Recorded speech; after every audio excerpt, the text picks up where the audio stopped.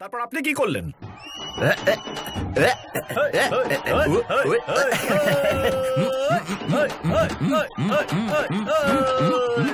তুমি তো কামাল করে দিয়েছো ভাই।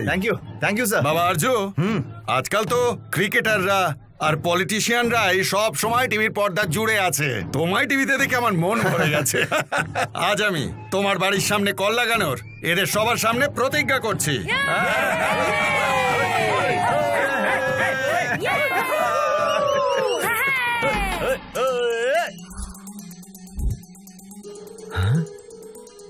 সাহেব, সুপারভাইজার সাহেব, অফিস থেকে সিদ্ধান্ত নেওয়া হয়েছে যে টাকাটা তুমি বাঁচিয়েছো তার 10% তোমাকে উপহার স্বরূপ দেওয়া হবে। বলছি ভাই, আমাকে 1 লাখ টাকা ধার দেবে? কি? কেন ধার দেব? গুন্ডাগুলোকে আমি ধরেছি, এটা আমার পরিশ্রমের ফল।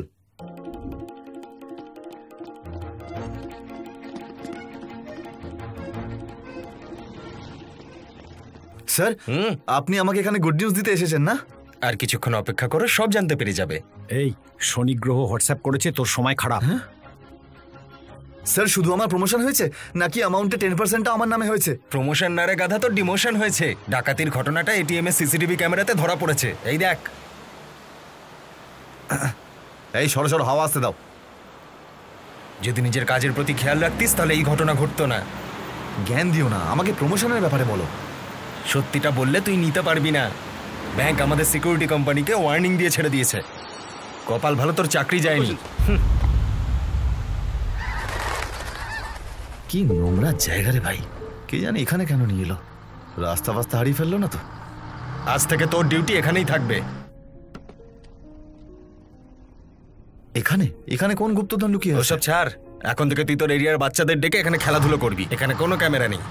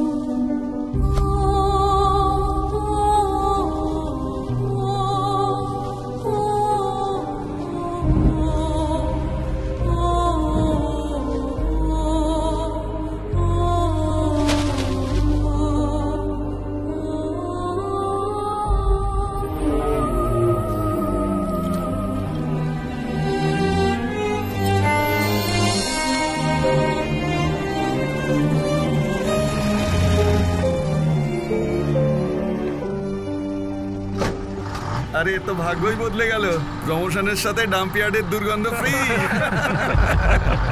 কিরে আর্য, পুরস্কারের টাকায় নতুন সেন্ট কিনেছিস? খুব গন্ধ আসছে। আরে হিরো হওয়া চক করে ওই আবার দেখো চুরি করেনি তো?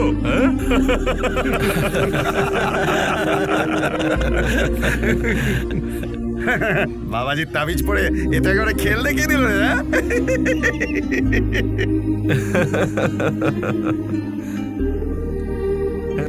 এবার ডাম্পিয়ার্ডে যদি ভুল করে তাহলে শৌচালয়ে বদলি করে দেবে ওকে।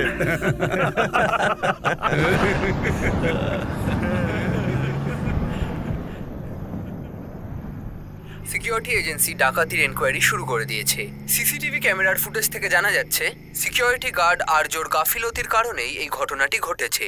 দোষীদের গ্রেফতার করা হয়েছে। দেখো এসে গেছে, নিজে তো বদনাম হলোই, সাথে আমাদের বস্তির সম্মান পুরো ধুলোয় মিশিয়ে দিল। এইসব লোককে ঘাড় ধাক্কা দিয়ে এলাকা থেকে বের করে দেওয়া উচিত।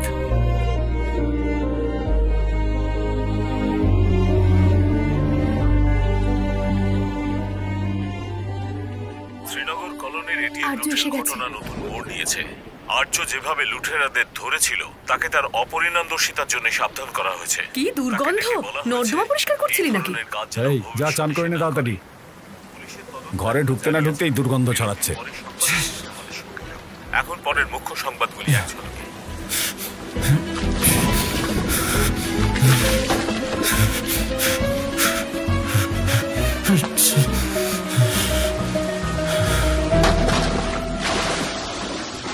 এখনো গন্ধ বেরোচ্ছে?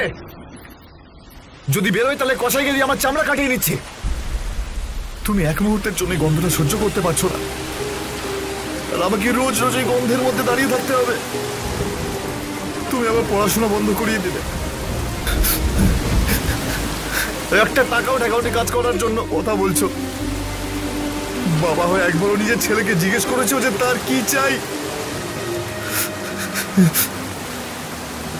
জন্ম দিয়ে বস্তির গলিতে ছেড়ে দিয়েছে শুধু। কি জানে কোন জন্মের পাপ ভোগ করছি যে তোমার মতো পাপ পেয়েছি একটা।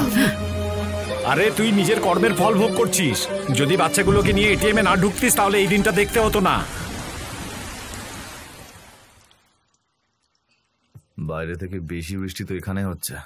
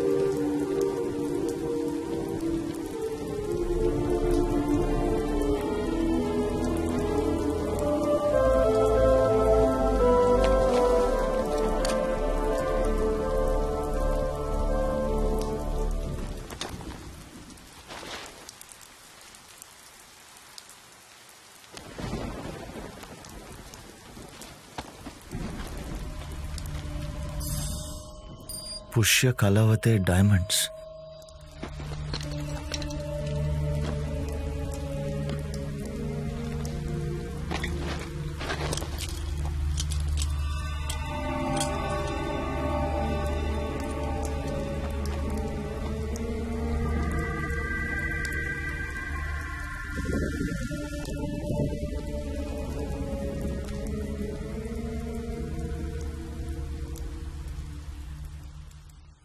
আমি সত্যনারায়ণ ভার্মা।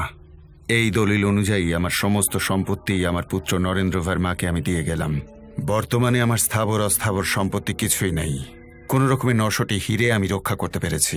আজ 1947-এ এর আনুমানিক মূল্য 60 লক্ষ টাকা। এই হিরেগুলির উপরে আমার পুত্র এবং তার বংশধরদেরই অধিকার থাকবে।